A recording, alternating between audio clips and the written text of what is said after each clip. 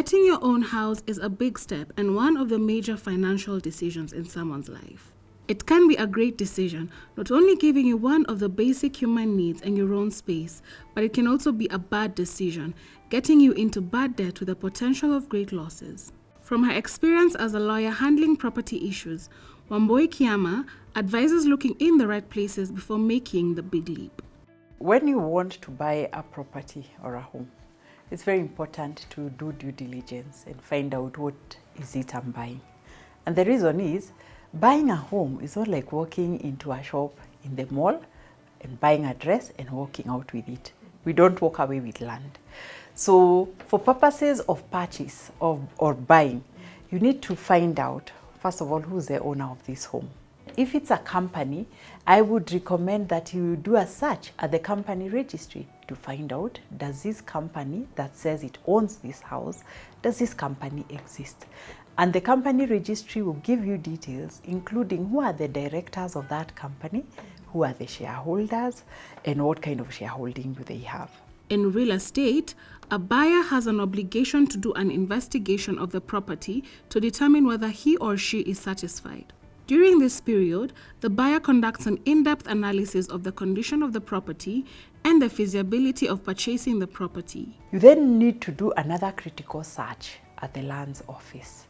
And it depends on where the property is, but for purposes of this conversation, you go to the lands office. And at the lands office, you're trying to find out, does this property really exist?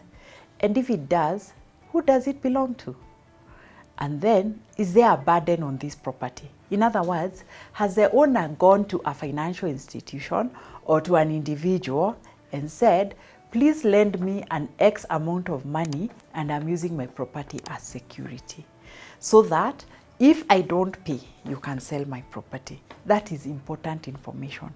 We call it encumbrances. Is a property encumbered? Is it charged to a bank? Although a property lawyer is not required at every transaction, a home buyer may benefit by hiring one to help make sure there are no hiccups through the process. The due diligence will go further, and sometimes you are a professional or you are a lawyer, whoever who is acting on your behalf will do it for you and find out, has the owner, if this property one is supposed to pay rates on it, has the person been paying rates for that particular property?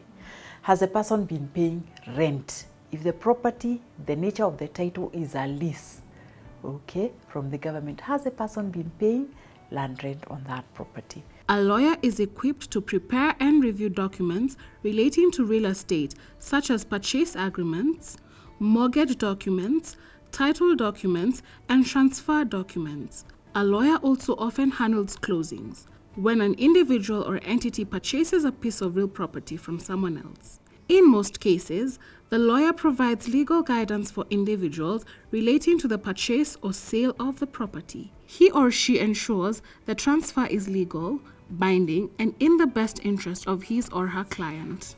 When the person says, I want to sell a house, you as the buyer, you must ask them for their identity documents, copies of their identity documents, and you must also ask them for copies of the title.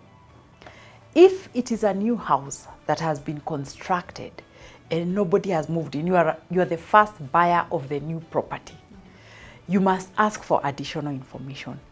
You need to find out, does the house have registered plans?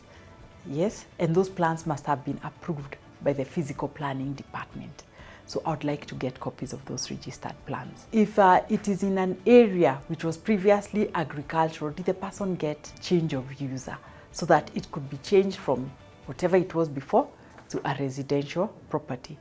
Did you get NEMA approvals? NEMA approvals are the ones which say, by putting up that house there, this is the impact to the environment, we allow you, or you'll do something to mitigate the impact, we allow you. So if it is a new property, you need to go an extra measure to ask for those documents as a first-time owner. You need to know, does the house have a certificate of occupation that is issued by the county government? That certificate of occupation shows that the county government have come, inspected the house, and they have actually certified that the property is habitable. Did the architect issue a certificate of practical completion? If it is a new house, sometimes it's good to find out, did the person who constructed it have a license or approval or consent from the National Construction Authority? So that is the kind of due diligence you need to engage in before you start purchasing the property. This story is part of a series on www.mola.co.ke on home ownership. The next story will be about understanding different terminologies. See you soon!